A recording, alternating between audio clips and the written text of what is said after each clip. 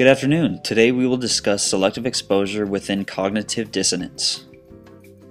First, what is cognitive dissonance? This is the distressing mental state caused by inconsistency between a person's two beliefs or a belief and an action. Now let's define selective exposure.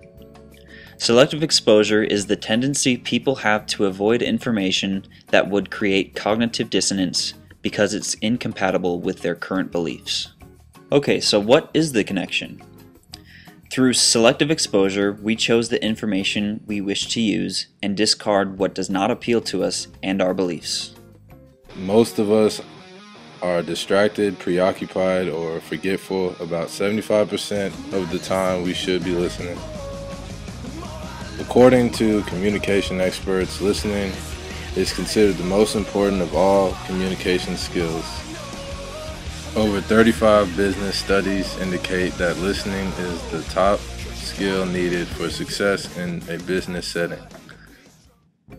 In order to avoid selective exposure, we need to become better listeners.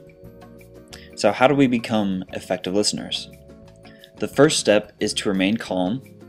The second step is to eliminate internal and external distractions. The third step is to take notes to stay engaged. The fourth step is to try to emphasize with the speaker.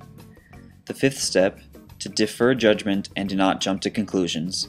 And the last step is to ask questions. In order to stay engaged in the message, the first step is to remain calm.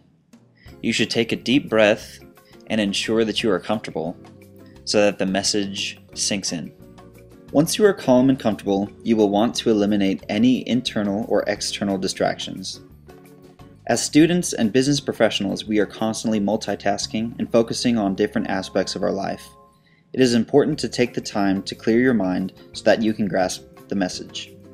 Secondly, we are a generation that highly relies on our cell phones for a variety of tasks. But in order to listen effectively, you should turn your electronic devices off or put them out of sight. Step 3. Take notes to stay engaged. Throughout the presentation, ensure you are actively listening and taking notes over material you may not fully understand. Be sure to wait until the speaker has finished to address these questions, and do not interrupt them unless you are asked. Step 4. Try to emphasize with the speaker. Put yourself in the speaker's shoes. When presenting information, you want your audience to be paying attention to what you are saying and showing you respect. Keep in mind that most people are not 100% comfortable speaking in front of a large audience. Give them the same respect you would want and try to transport yourself to the speaker's perspective. Step 5. Defer judgment and do not jump to conclusions. Do not listen with prejudgment or with your biased opinion. Try not to form a response before hearing the full message or point of view. Wait for the speaker to finish presenting before making up your mind, and listen carefully to all parts of their speech, not just the opener. Step 6. Ask your questions. Refer back to your notes and ask any questions you may have. Clarify any points the speaker briefly discussed that you are still unsure of. To review, the 6 steps to avoid selective exposure are: number 1, stay calm.